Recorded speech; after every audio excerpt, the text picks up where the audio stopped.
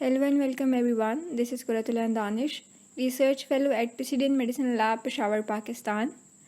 My talk for the conference is titled as Network Analysis of DEGs with Putative Role in Neuronal Development under Microgravity Conditions.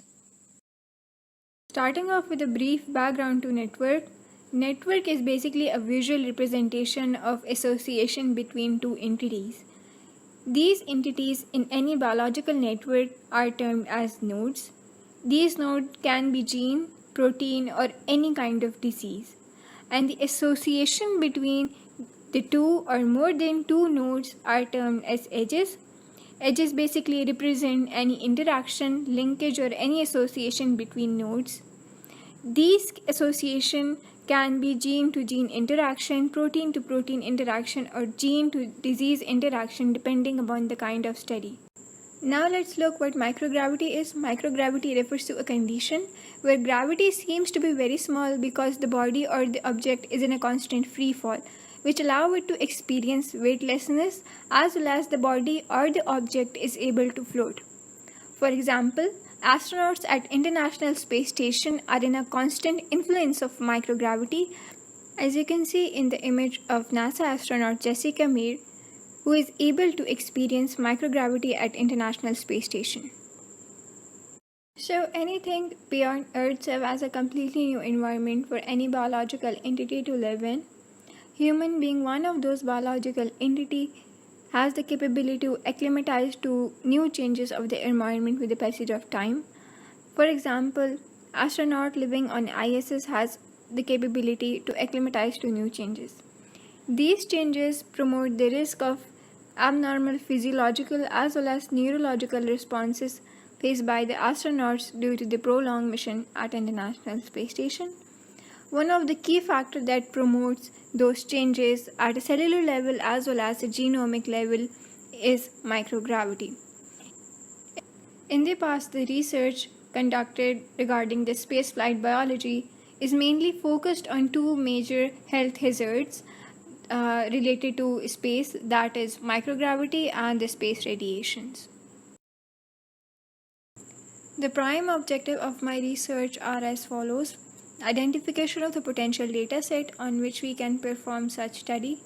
Once we have identified the potential data set, we are going to look for the common as well as unique genes that are involved in the neuronal development. Once we have identified the unique genes, we are aiming to perform network analysis between those unique DEGs. The databases from where the data has been collected for the following study is shown in the image. One of the dataset has been obtained from GEO, Gene Expression Omnibus, and the second dataset has been obtained from NASA Gene Lab, which basically comprises of the data under the influence of microgravity. Furthermore, we have used RStudio for the construction of volcanoplot and the identification of unique DEGs. The dataset which we obtained from GEO comprised of the data of human embryonic stem cells that were able to differentiate themselves into mature neural cell derived.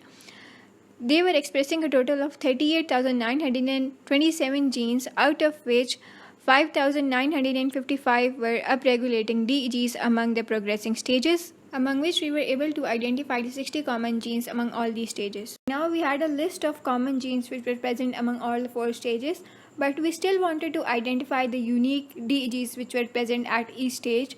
For that, we constructed volcanoplot. Volcanoplot were constructed between the control stage, which was the HESC stage, and the progressing stages.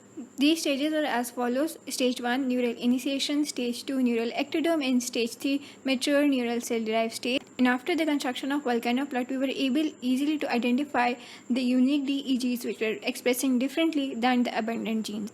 So once we have identified the unique DEGs by using the volcanoplotting, we took that list and constructed the Venn diagram.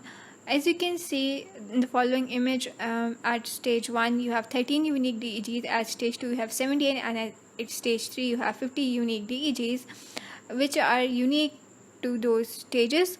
And to the right you can see the list of all the genes which were unique at each stages. And this is all what we have done till July 2021.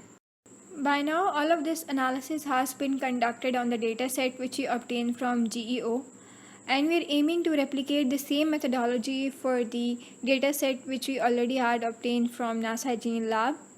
After that, we aim to construct PPI among the unique DEGs, look for their functional significance, and perform pathway enrichment analysis, followed by the comparative analysis among the obtained results after performing all these analyses.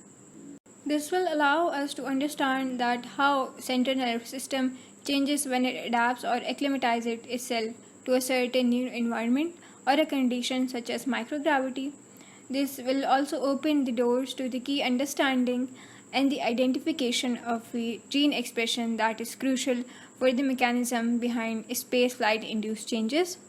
We are also aiming to fill the gap of the lack of systematic study based on gene expression in cells that are exposed to microgravity with the help of this research. Lastly, my acknowledgements are to my team, especially my PI Dr. Faisal Khan and my mentor Mariam Shah, Abdul Salam and Arsalan Riaz for all the technical assistance that I needed throughout the project. And I will also like to thank the ISMB ECCB for arranging this conference for the year 2021. Thank you so much everyone for your attention.